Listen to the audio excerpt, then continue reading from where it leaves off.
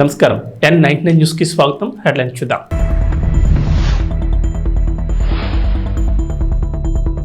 రేవంత్ రెడ్డి సర్కార్ big twist, అర్హులకు మాత్రమే ఇందిరమ్మ ఇండ్లు.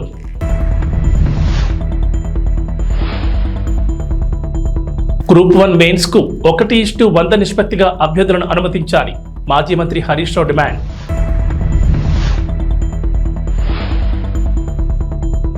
ఆంధ్రప్రదేశ్ అసెంబ్లీ సమావేశాలకు ముహూర్తం, ఆ రోజే కేబినెట్ భేటీ.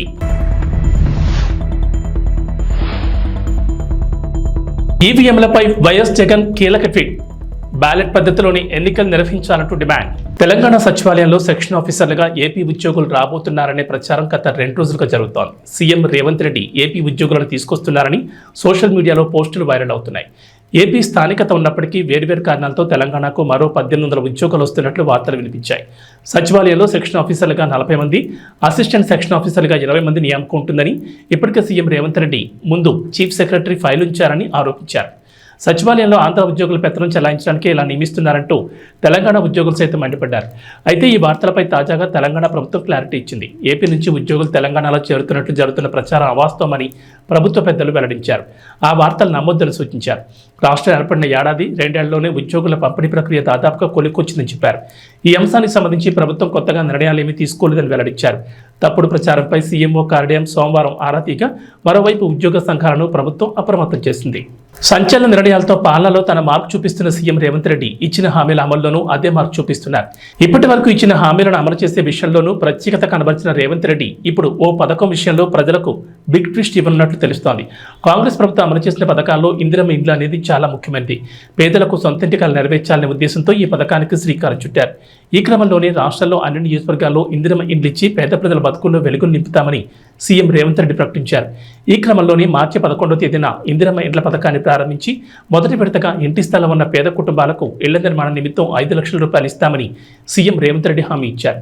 పథకం ఆరంభంలోనే ఇంటి నమూనా కూడా చూపించిన సీఎం రేవంత్ రెడ్డి ఇందిరమ్మ ఇళ్లకు అర్హత ఏంటి, ఎవరెవరికి మంజూరు చేస్తారన్న గైడ్లైన్స్ కూడా రిలీజ్ చేశారు. అయితే ప్రభుత్వం మంజూరు చేసే ఇందిరమ్మ ఇళ్లు మహిళల పేరు మీద మాత్రమే వస్తుంది. తెల్ల రేషన్ కార్డు ఉన్న కుటుంబాలే ఈ పథకానికి అర్హులని ప్రభుత్వం పేర్కొంది. తొలి దశలో భాగంగా సొంత స్థలం ఉండి అందులో ఇళ్లు లేని వారికి 5 లక్షల ఆర్థిక సహాయం అందనుంది. లబ్ధిదారులు స్థానికంగా నివాసం ఉండాలి. అద్దెకు ఉన్నవారు కూడా ఈ పథకానికి అర్హులేనని ప్రభుత్వం ప్రకటించింది. ఈ పథకానికి సంబంధించి మొత్తంగా 4.5 లక్షల ఇందిరమ్మ ఇళ్ల కోసం 22,500 కోట్లు మంజూరు చేస్తామని, ప్రతి నియోజకవర్గానికి 3,500 ఇండ్లు ఇస్తామని ప్రభుత్వం ప్రకటించింది. వీటికి మరికొన్ని ఇండ్లు జోడించి లబ్ధిదారుల సంఖ్యను పెంచేలా కార్యాచరణ రూపొందిస్తున్నారని సమాచారం. దీంతో ప్రభుత్వం అందించే ఇందిరమ్మ ఇళ్ల కోసం ఇప్పటికే దరఖాస్తు చేసుకున్న వాళ్ళంతా ఎన్నో ఆశలతో ఎదురు చూస్తున్నారు. గ్రూప్ 1 అభ్యర్థులను 1:100 నిష్పత్తిలో మెయిన్స్ పరీక్షకు అనుమతించాలంటూ మాజీ మంత్రి Siddipet BRS MLA Harish Rao demand చేశారు. తెలంగాణ భవన్లో గ్రూప్ 1, గ్రూప్ 2, గ్రూప్ 3 అభ్యర్థులు మాజీ మంత్రి హరీష్ రావును కలిసి వినతి పత్రం అందించారు. తమకు అండగా ఉండాలని నిరుద్యోగ యువత విజ్ఞప్తి చేశారు. ఈ సందర్భంగా మాట్లాడిన హరీష్ రావు, కాంగ్రెస్ పార్టీ గతంలో తమను రెచ్చగొట్టి హామీలు ఇచ్చిందని నిరుద్యోగులు ఆవేదన వ్యక్తం చేస్తున్నట్లు చెప్పుకొచ్చారు. గ్రూప్ 1లో 1:100 నిష్పత్తిలో మెయిన్స్ పరీక్షకు అనుమతి ఇవ్వాలని నిరుద్యోగులు కోరుతున్నట్లుగా హరీష్ రావు తెలిపారు. అసెంబ్లీలో నాడు కాంగ్రెస్ ఎమ్మెల్యేగా ఉన్న భట్టి విక్రమార్క 1:100 చొప్పున పిలవాలని డిమాండ్ చేశారని హరీష్ రావు గుర్తు చేశారు. మరి ఈ రోజు ఎందుకు మాట తప్పుతున్నారని, దీనిపై కాంగ్రెస్ పార్టీ సమాధానం చెప్పాలని డిమాండ్ చేశారు. గ్రూప్ 2కు 2,000 ఉద్యోగాలు, గ్రూప్ 3లో 3,000 ఉద్యోగాలు కాంగ్రెస్ ప్రభుత్వం జోడించి పరీక్షలు నిర్వహించాలని హరీష్ రావు డిమాండ్ చేశారు. ఆంధ్రప్రదేశ్ అసెంబ్లీ సమావేశాల నిర్వహణకు ముహూర్తం ఫిక్స్ అయింది. ఈ నెల 24 నుంచి శాసనసభ సమావేశాలు ప్రారంభం కానున్నాయి. 3 రోజుల పాటు సమావేశాలు నిర్వహించనున్నట్లు తెలుస్తోంది. అసెంబ్లీ సమావేశాల్లో సభ్యుల ప్రమాణ స్వీకారం, స్పీకర్, డిప్యూటీ స్పీకర్ ఎన్నిక నిర్వహించనున్నారు. స్పీకర్గా నర్సీపట్నం సీనియర్ ఎమ్మెల్యే చింతకాల అయ్యన్న పాత్రుడికి అవకాశం ఇవ్వాలని నిర్ణయించిన సంగతి తెలిసిందే. డిప్యూటీ స్పీకర్, చీఫ్ విప్ పదవులపై క్లారిటీ రావాల్సి ఉంది. అసెంబ్లీలో గెలిచిన ఎమ్మెల్యేలలో సీనియారిటీ పరంగా అయ్యన్న పాత్రుడు ముందున్నారు. ఆయన స్పీకర్గా ఎన్నికవుతుండటంతో మరో senior MLA Gorantla Butchaiah Chowdary pro tem స్పీకర్గా వ్యవహరించే అవకాశం ఉంది. ప్రొటెం స్పీకర్తో గవర్నర్ రాజ్భవన్లో ప్రమాణ స్వీకారం చేయిస్తారు. అయితే అసెంబ్లీ సమావేశాల కంటే ముందుగా ఈ నెల 22న సచివాలయంలో మంత్రివర్గ సమావేశం నిర్వహించనున్నారు. ఈ నెల 24, 25, 26న సమావేశాలు నిర్వహిస్తారు. మరోవైపు డిప్యూటీ స్పీకర్ పదవిని జనసేన పార్టీకి ఇవ్వాలని టీడీపీ భావిస్తున్నట్లు చర్చ జరుగుతోంది. అలాగే చీఫ్ విప్ పదవి గుంటూరు జిల్లా పొల్లూరు ఎమ్మెల్యే ధూళిపాటి నరేంద్ర కుమార్కి ఇచ్చే అవకాశం ఉంది. ఆంధ్రప్రదేశ్ మాజీ ముఖ్యమంత్రి వైఎస్ జగన్మోహన్ రెడ్డి ఈవీఎంలపై సంచలన ట్వీట్ చేశారు. అభివృద్ధి చెందిన దేశాలు ఎన్నికల్లో బ్యాలెట్నే వాడుతున్నాయని, మన దగ్గర కూడా ఈవీఎంల బదులు బ్యాలెట్లు వాడాలని డిమాండ్ చేశారు. న్యాయం కేవలం జరిగినట్లు కనిపించడం కాదు, నిజంగా జరగాలన్నారు. ప్రజాస్వామ్యం అనేది బలంగా ఉండడంతో పాటుగా నిస్సందేహంగా ప్రబలంగా ఉండాలని అభిప్రాయపడ్డారు. ప్రపంచవ్యాప్తంగా ఎన్నికల పద్ధతుల్లో అభివృద్ధి చెందిన ప్రతి ప్రజాస్వామ్య దేశాల్లో జరిగే ఎన్నికల్లో పేపర్ బ్యాలెట్లే వాడుతున్నారని చెప్పుకొచ్చారు. ఈ దేశాల్లో ఎక్కడా ఈవీఎంలను ఉపయోగించడం లేదని, మన ప్రజాస్వామ్యం నిజమైన స్ఫూర్తిని నిలబెట్టుకోవడంలో మనం కూడా అదే దిశగా పయనించాలన్నారు. ఈవీఎంల బదులు పోస్టల్ బ్యాలెట్లను ఉపయోగించాలంటూ ట్వీట్ చేశారు. ఈవీఎంలపై చర్చ జరుగుతున్న వేళ మాజీ ముఖ్యమంత్రి జగన్ చేసిన ట్వీట్ చర్చనీయాంశమైంది. ఆంధ్రప్రదేశ్ డిప్యూటీ సీఎం పవన్ కళ్యాణ్ హైదరాబాద్ నుంచి విజయవాడ చేరుకున్నారు. అక్కడ నుంచి అమరావతికి వెళ్లనున్నారు. ఆయనకు సీడ్ యాక్సెస్ రోడ్ నుంచి వెలగపూడి సచివాలయం వరకు మానవహారంతో స్వాగతం పలికేందుకు రాజధాని రైతులు ఏర్పాట్లు చేశారు. పవన్ మంత్రిగా ప్రమాణ స్వీకారం చేసిన తర్వాత తొలిసారి సచివాలయానికి వస్తున్నారు. రెండో బ్లాక్లోని తనకు కేటాయించిన ఛాంబర్ను పరిశీలిస్తారు. పవన్ ఉప ముఖ్యమంత్రిగా బుధవారం తన ఛాంబర్లో బాధ్యతలు తీసుకుంటారు. అయితే ముఖ్యమంత్రి చంద్రబాబును పవన్ మర్యాదపూర్వకంగా కలిసి అవకాశం ఉందని తెలుస్తోంది. ఇదిలా ఉంటే పవన్ కళ్యాణ్కు ప్రభుత్వం భద్రతను పెంచినట్లు తెలుస్తోంది. ఆయనకు వైప్లస్ సెక్యూరిటీతో పాటుగా ఎస్కాట్ వాహనం, బుల్లెట్ ప్రూఫ్ కారును కేటాయించినట్లు సమాచారం. Deputy CM Pawan Kalyan camp కార్యాలయంగా విజయవాడ సూర్యారావుపేటలో ఉన్న ఇరిగేషన్ గెస్ట్ హౌస్ ను ప్రభుత్వం కేటాయించింది. గత టీడీపీ ప్రభుత్వ హయాంలో దేవినేని ఉమా జలవనరుల మంత్రిగా ఉన్నప్పుడు గెస్ట్ హౌస్ ను విశాలంగా నిర్మించారు. ఆ తర్వాత గత ప్రభుత్వంలో మంత్రి బొత్స సత్యనారాయణకు గెస్ట్ హౌస్ ను కేటాయించారు. అమరావతిలోని సచివాలయంలో గత ప్రభుత్వ హయాంలో పంచాయతీరాజ్ గ్రామీణాభివృద్ధి శాఖ మంత్రి పేషి 5వ బ్లాక్ లో ఉండేది.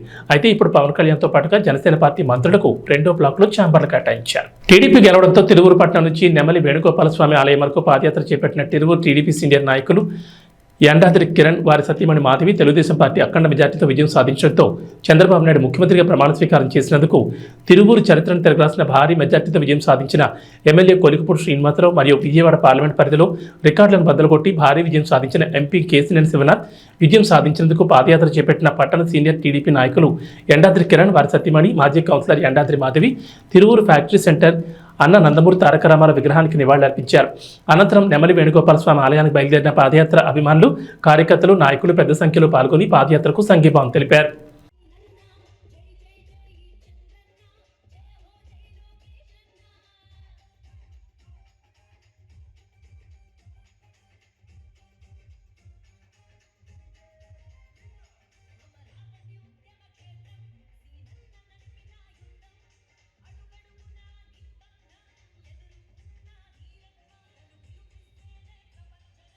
డిప్యూటీ సీఎం పవన్ కళ్యాణ్ కు ప్రభుత్వం భద్రత పెంచింది. ఆయనకు వైప్లస్ సెక్యూరిటీతో పాటు ఎస్కాట్ బుల్లెట్ ప్రూఫ్ కారును కేటాయించింది. కాగా ఇవాళ సచివాలయం వెళ్లనున్న పవన్ తన ఛాంబర్ను పరిశీలించనున్నారు. రేపు ఆయన డిప్యూటీ సీఎం గా బాధ్యతలు స్వీకరిస్తారు.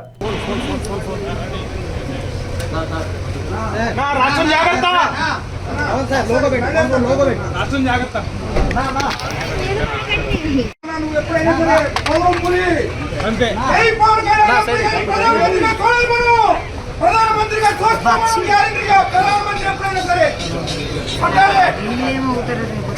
అదేనా సమరం పులి.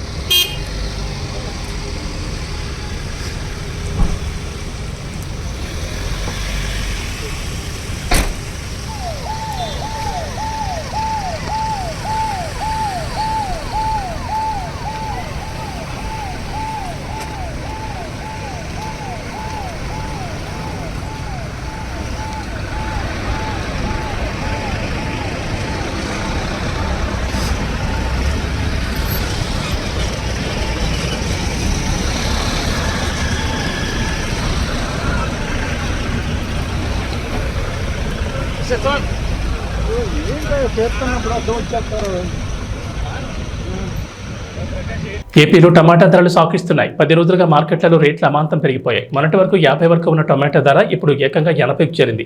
అన్నమయ్య జిల్లా మదనపల్లి వ్యవసాయ మార్కెట్లో సోమవారం కిలో టమాటా ధర అత్యధికంగా 80 పలికింది. సోమవారం బక్రీద్ కావడంతో రైతులు తక్కువ పంటను మార్కెట్ తీసుకొచ్చారు.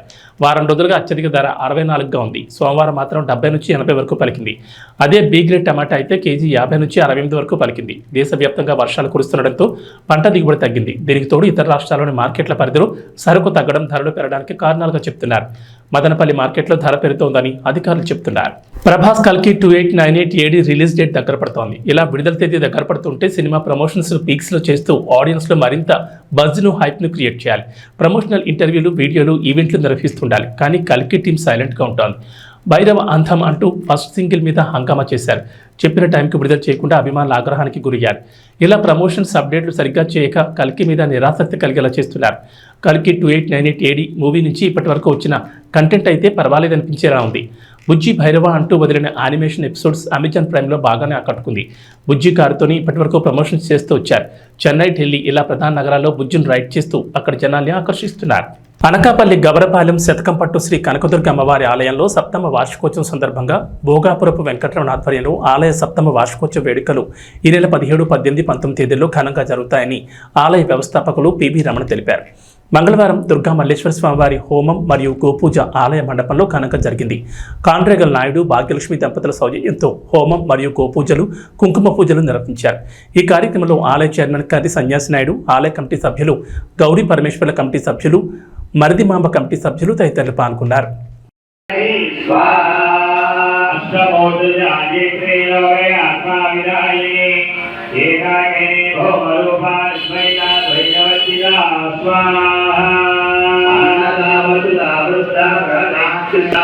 गुरु मंडल रूपिणे स्वाहा माया मधुमते महे गणाम्बा गुह्यगाराज्ञा कोमलांगे गुरुप्रिया स्वाहा स्वतंत्र सर्वतंत्रेषि दक्षिणामूर्ति रूपिणे सौभाग्योलवादोराजनाध्वान्तरप्रभा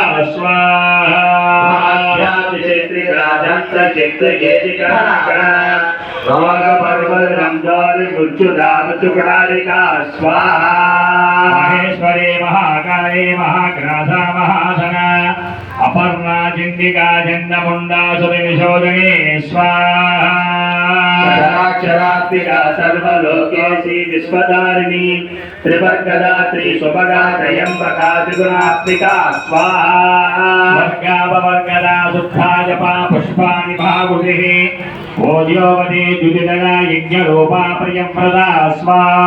పోలవరం విషయంలో జగన్ క్షమించాలని తప్పులు చేశారని ముఖ్యమంత్రి చంద్రబాబు అన్నారు. పోలవరం ప్రాజెక్టును సందర్శించిన అనంతరం మీడియాతో చంద్రబాబు మాట్లాడారు. గత ప్రభుత్వ నిర్లక్ష్యంతో డయాఫ్రమ్ వాల్ దెబ్బతిందని, 447 కోట్లతో మరమ్మతులు చేసినా బాగవుతుందని పరిస్థితి లేదని అన్నారు. సమాంతరంగా డయాఫ్రమ్ వాల్ కడితే 990 కోట్లు ఖర్చు అవుతుందని, పోలవరం విషయంలో జగన్ క్షమించాలని తప్పులు చేశారని అన్నారు. మనం ఆ రోజు ఈ యొక్క డయాఫ్రమ్ వాల్ మీరు ఒక్కసారి చూస్తే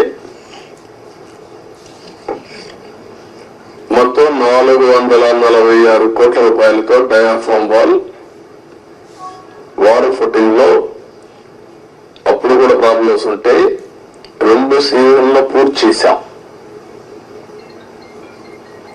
ఆ డయాఫ్రమ్ వాల్ కాపాడవలసినటువంటి ప్రభుత్వం కాపాడకుండా ఇష్టానుసారంగా ప్రాజెక్టు యొక్క ఫేట్ తో ఆడుకొని ఇప్పుడు మొత్తం ఈ డ్యామేజ్లు అయితే ఆ డ్యామేజ్ కూడా కనుగొనడానికి ఒక 1 year పట్టింది. గవర్నమెంట్ ఆఫ్ ఇండియా చాలా సార్లు చాలా స్పష్టంగా మీరు మార్చద్దండి అవన్నీ కరెస్పాండెన్స్ రేపే నేను మాట్లాడతాను. ఇప్పుడు నేను డీటెయిల్స్ పోవడం లేదు. బ్రాడ్ గా కాన్సెప్ట్ ఫస్ట్ హ్యాండ్ ఇన్ఫర్మేషన్ ఇక్కడికి వచ్చాను. I have seen the project. మామూలు వాళ్ళైతే అర్థం కాదు. నేను ఒక 100 సార్లు ఈ ప్రాజెక్ట్ గురించి రివ్యూ చేసుంటాను. 30 times ఇక్కడికి వచ్చి ప్రాజెక్ట్ లో చూశాను.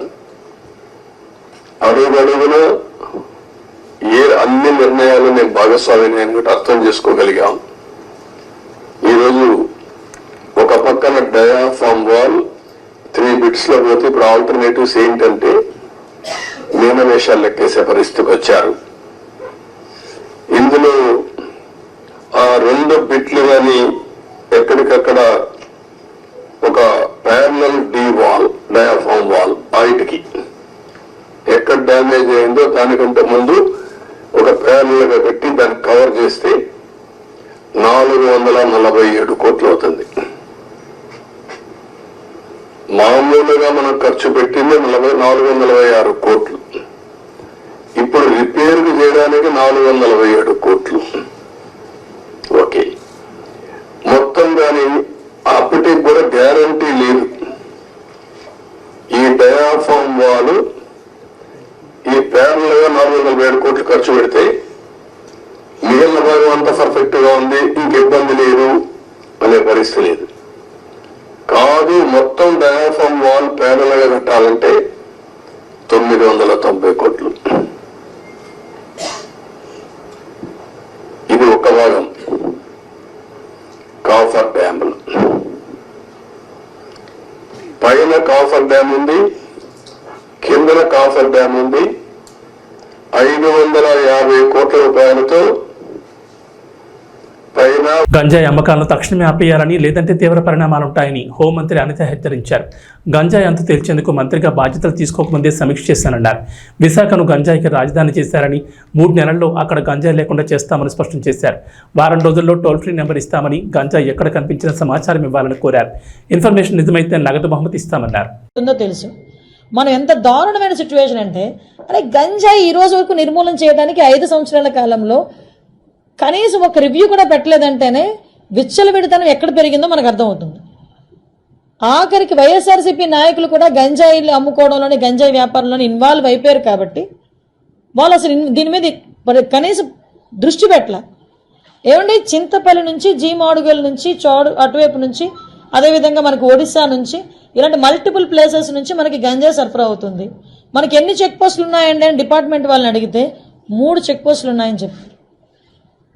3 చెక్ పోస్టులు ఉన్నాయి. ఎందుకు రాదండి లోపలికి? మనకి వైజాగ్కి ట్రాన్స్పోర్టేషన్ ఎక్కువ, ఇటు ట్రైన్స్ కానీ, ఇటు ఫ్లైట్స్ కానీ, రోడ్ ఫెసిలిటీస్ ద్వారా వ్యాన్లు, మిగతా అన్ని, దాంట్లో ఈవెన్ 2 వీలర్, ఆఖరికి అమెజాన్లో కూడా పెట్టుకొని అమ్మేసుకుంటున్నాడు అండి డ్రగ్స్ని. కర్రీ లీవ్స్ అని పేరు చెప్పుకొని అమ్మేసే పరిస్థితి కనిపిస్తూ ఉంది. నిజంగా ఇది మనం చాలా సీరియస్గా తీసుకోవాల్సిన ఇష్యూ. అంటే అంత క్రిటికల్ సిచ్యువేషన్లో ఈరోజు వైజాగ్ పరిస్థితి ఉంది. నేను ఎందుకు దీని మీద ఇంకా ఛార్జ్ తీసుకోకుండానే నేను రివ్యూ పెట్టానంటేనే ఒకసారి దీని సీరియస్నెస్ ఏంటన్నది ఆలోచించండి. నేను ఇంకోటి కూడా చెప్పాను, టాస్క్ ఫోర్స్ ఏర్పాటు చేయండి. ఈ రోజు నుంచే, టుడే ఆన్వర్డ్స్, ఆఫ్టర్ 8:39 గుంపులుగా పిల్లలు ఎవరైనా ఉన్నా, గంజాయిలు తీసుకుంటున్నట్టుగా రోడ్డు పక్కన ఉన్నా, చీకట్లో ఉన్నా, మీకు నచ్చిన పని చేయండి అని పోలీసుల వాళ్ళకి నేను క్లియర్ ఇన్స్ట్రక్షన్ ఇచ్చాను. అట్ ద సేమ్ టైం ఈరోజు కొంచెం మరీ ఇంకోటి విషయం ఏంటంటే, స్మెల్ డిటెక్ట్ చేయాలి. వీళ్ళు డిటెక్ట్ చేయాలి ఈ గంజా ఎక్కడుంది ట్రాన్స్పోర్టేషన్ టైంలో. స్మెల్ డిటెక్ట్ చేయడానికి రెండు ఉన్నాయి డాగ్స్ పైన. 2 అసలు నిజంగా ఈ రాష్ట్రాన్ని ఏమి చేసేద్దాం అనుకున్నారు ఈ 5 సంవత్సరాలు? నాకు అర్థం కాల. 2 డాగ్సా? కనీసం వాళ్ళకి ఇంకొకటి ఏంటంటే, పోలీసులు చెప్తా ఉంటే బాధ అనిపించింది, సీజ్ చేసిన వెహికల్స్ని వేర్ హౌస్ అనేది కూడా లేదు ఈ రోజు వరకు. జోగులాంబ గద్వాల జిల్లా అలంపూర్ నియోజకవర్గం రాజోలి మండల పరిధిలోని పచ్చర్ల గ్రామం నుంచి మాంతోటి గ్రామానికి చదువుకోవడానికి విద్యార్థులు ప్రతి సంవత్సరం దాదాపుగా 60 నుంచి 70 మంది విద్యార్థుల వరకు వెళ్తుంటారు. ఎన్ని ప్రభుత్వాలు మారినా తెలంగాణ రాష్ట్రంలో విద్యార్థులకు తప్పని తిప్పలు బడులు ప్రారంభమయ్యాయి. మా గ్రామానికి బస్సు వేయండి గత 2-3 రోజుల క్రితం గ్రామ పెద్దలు మాంతోటి నుండి వెళ్లి బస్సు డిపో మేనేజర్ని కోరారు. కానీ పచ్చర్ల నుండి స్కూల్కి వెళ్ళడానికి ఈ రోజు బస్సు వస్తుందని విద్యార్థులు ఎంతో ఆశగా ఎదురు చూశారు. చివరికి బస్సు రాకపోవడంతో కిరాయి ఆటోలో స్కూల్కి వెళ్లారు. మరి ప్రభుత్వాలు మారుతున్నప్పటికీ విద్యార్థుల చదువుల గురించి ప్రభుత్వాలు ఆలోచించకపోవడం చాలా దురదృష్టకరమని విద్యార్థుల తల్లిదండ్రులు వాపోతున్నారు. ఇప్పటి కాంగ్రెస్ ప్రభుత్వం మహిళల కోసం ఉచిత బస్సు సౌకర్యం కల్పించింది. కనీసం ఆ బస్సులోనైనా వెళ్ళడానికి కూడా బస్సు రావడం లేదు.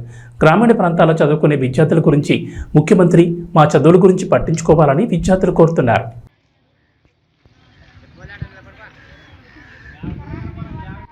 Tirupati east SI Maheshwar Reddy media సమావేశం ఏర్పాటు చేశారు. ఈ సందర్భంగా మాట్లాడుతూ తిరుపతి రోబో బార్లో రింగ్ పోగొట్టుకున్న మరుసటి రోజు బార్ యజమానితో పాటు బాధితులు స్వీపర్ను విచారించామన్నారు. జయరామరెడ్డి ఫిర్యాదుతో మేము స్పందించామన్నారు. ఓ కూలీని 3 రోజుల పాటు విచారణ చేశాం. అక్కడే పనిచేసే ఓ వ్యక్తి ఉంగరాన్ని తీసుకున్న మాట వాస్తవమే. అందులో ఎక్కువ రాళ్లు ఉండడంతో నకిలీదని గుర్తించి చెత్తపొట్ల వేసినట్లు చెప్తున్నాడు. ఫిర్యాదు మేరకు క్రైమ్ ఐపీసీ కేసు నమోదు చేశాం. కేసు విచారణ దశలో ఉందని తిరుపతి ఈస్ట్ సీఐ మహేశ్వర్ రెడ్డి వెల్లడించారు. పోలీస్ స్టేషన్లో జయరామరెడ్డి అనే ఒక వ్యక్తి మా దగ్గరకు వచ్చి అప్రోచ్ అయింది వాస్తవమే. ఈ రోబో బార్లో వాళ్ళు డిన్నర్ చేశారు. ఆ టైంలో ఉంగరం తీసి టేబుల్ మీద పెట్టి డిన్నర్ అయిన తర్వాత వాళ్ళు అక్కడి నుంచి వెళ్ళిపోయారు. మరుసటి దినము వాళ్ళకు గుర్తుకొచ్చి ఈ ఉంగరము నేను రోబో బార్లో మర్చిపోయాను అని తెలుసుకొని అక్కడికి వచ్చి చెక్ చేస్తారు. చెక్ చేసిన తర్వాత వాళ్ళ దృష్టికి ఒక బుజ్జి అనే ఒక స్వీపర్, దాంట్లో క్లీన్ చేసే ఒక అబ్బాయి దగ్గర ఉంగరం ఉన్నట్లు వాళ్ళు గుర్తిస్తారు. దానివల్ల వాళ్ళు అతన్ని బార్ రెస్టారెంట్ ఓనర్లు మరియు ఈ కంప్లైంట్ ఇద్దరు కలిసి విచారిస్తారు. అతను ఆ ఉంగరం తీసుకున్నది వాస్తవమే, దాన్ని డస్ట్బిన్లో పడేశాను నేను అని చెప్తాడు. దాని మీద వాళ్ళు అన్ని రకాల విచారించారు, మేము కూడా విచారించాము. అతను అడ్మిట్ కాలేదు, నేనైతే తీసుకున్నది వాస్తవం సార్, రాళ్ళు ఉన్నందున ఇది నకిలీదని నేను డస్ట్బిన్లో పడేశాను, అది మున్సిపాలిటీ వాళ్ళు తీసుకుపోయారు అని అతను దాదాపు ఒక 3-4 రోజులు అతన్ని మేము విచారించింది వాస్తవం. అయిపోయిన తర్వాత విచారణ అయిపోయిన తర్వాత ఆ కేసు నమోదు చేశాము. అది విచారణలో ఉంది. అంతకు తప్ప ఇందులో ఎలాంటి వీళ్ళు చెప్పే విషయాలన్నీ ఎక్కడ మేము మాట్లాడలేదు. మేము ప్రతి కంప్లైంట్కు గౌరవం ఇస్తాం. ఎక్కడ ఈ కేసులో అయితే కేసు నమోదు చేశాం. క్రైమ్ నెంబర్ 9/24 విచారణ జరుగుతుంది. దీంట్లో ఏమన్నా మూలాలు ఉన్నాయో అన్ని విచారించి దాని చట్టపరమైన చర్యలు తీసుకుంటాం. మోపిదేవి ప్రెస్ క్లబ్ సభ్యుల సేవలు అభినందనీయమని తహసీల్దార్ మేడపాటి శ్రీ విద్య కొనియాడారు. మండల కేంద్రమైన మోపిదేవిలో ప్రెస్ క్లబ్ పర్యవేక్షణలో SRYSP జూనియర్ కళాశాల పూర్వ విద్యార్థుల సంఘంల సంయుక్త ఆధ్వర్యంలో దాతల సహకారంతో ప్రారంభించిన మజ్జిగ పంపిణీ కార్యక్రమం మంగళవారం నాటికి 24 రోజులు చేరుకుంది. మోపిదేవి తహసీల్దార్ కార్యాలయ సిబ్బంది కాముని సంతోష్ సిద్ధు జ్ఞాపకార్థం, హైదరాబాద్కు చెందిన కాముని శ్రీనివాస్, పెద్దప్రోడుకు చెందిన కృతివెంటి పద్మావతి జ్ఞాపకార్థం, భర్త సత్యనారాయణమూర్తిల ఆర్థిక సహకారంతో మంగళవారం మజ్జిగ పంపిణీని తహసీల్దార్ శ్రీ విద్య ప్రారంభించారు. దాతల సహకారంతో మోపిదేవి మండలంలోని జర్నలిస్టులు భక్తులకు అందిస్తున్న సేవలు అభినందనీయమని ఈ సందర్భంగా తహసీల్దార్ శ్రీ విద్య కొనియాడారు. ఈ కార్యక్రమంలో RI సునీల్, VROలు మూర్తి, బొడ్డు శ్రీనివాసరావు, జనసేన పార్టీ నాయకులు కోసూరు రామాంజనేయులు, దిడ్ల రమేష్, యార్లకట్ట రవీంద్రబాబు, పూర్వ విద్యార్థుల సంఘం ప్రతినిధి మోర్ల రాంబాబు, విలేకరులు కొండపల్లి శ్రీనివాసరావు, BDR ప్రసాద్, కందుల సీతారామయ్య, రెమ్మనపూడి సుబ్రహ్మణ్యం, మోపిదేవి రాఘవేంద్రరావు, పిరాటి తులసిరాం తదితరులు పాల్గొన్నారు.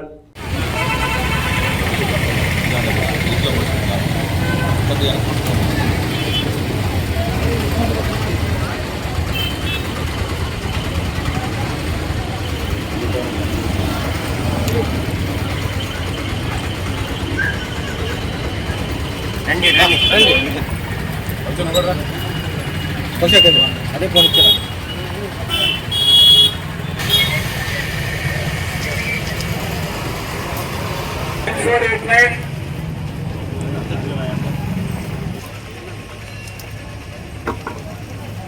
గ్లాసులు డ్రమ్ములో వేయండి. డ్రమ్ కొంచెం అప్పుడు సరిపోయింది. ఎవరు సరిపోయారు పోషన్ వేరే ఆదగారం పోయి మనం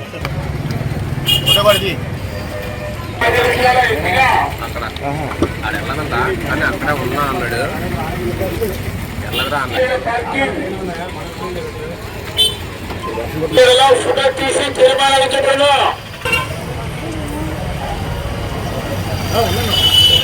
తెలంగాణకు హైదరాబాద్ వాతావరణ శాఖ అధికారులు రెయిన్ అలర్ట్ జారీ చేశారు. నైరుతి రుతుపవనాలకు తోడు ద్రోణి ప్రభావం ఉండడంతో రాష్ట్రంలో వర్షాలు కురుస్తాయని చెప్పారు. మరో 4 రోజుల పాటు నైరుతి రుతుపవనాలు చురుగ్గా ఉంటాయని, ఈశాన్య అరేబియాలో తుఫాను కూడా కేంద్రీకృతమైందని చెప్పారు. వీటి ప్రభావంతో తెలంగాణలో తేలికపాటి నుంచి ఓ మోస్తరు వర్షాలు కురుస్తాయని, కొన్ని చోట్ల భారీ వర్షాలకు ఛాన్స్ ఉందన్నారు. అలాగే ఉరుములు, మెరుపులు, పిడుగులు పడతాయని హెచ్చరించారు. వర్షాలు కురిసే సమయంలో గాలి వేగం 30 నుంచి 40 కిలోమీటర్లు ఉంటుందన్నారు. అటు ఏపీలో కూడా అక్కడక్కడ వర్షాలు పడుతున్నాయి. గోవా నుంచి దక్షిణ కోస్తా వరకు ద్రోణి కొనసాగుతోందని వాతావరణ శాఖ తెలిపింది. ఈ ప్రభావంతో అల్లూరు సీతారామరాజు, పార్వతీపురం, మన్యం జిల్లాలో అక్కడక్కడ ఓ మోస్తరు నుంచి ఇవాళ భారీ వర్షాలు కురిసే అవకాశం ఉందని IMD తెలిపింది. అలాగే శ్రీకాకుళం, ఏలూరు, కృష్ణా, NTR, గుంటూరు, తిరుపతి, నంద్యాల జిల్లాలో అక్కడక్కడ తేలికపాటి నుంచి ఓ మోస్తరు వర్షాలకు అవకాశం ఉందంటున్నారు. కొన్ని జిల్లాల్లో పిడుగులతో పాటు గంటకు 40 నుంచి 50 కిలోమీటర్ల వేగంతో ఈదురుగాలులు వీస్తాయంటున్నారు.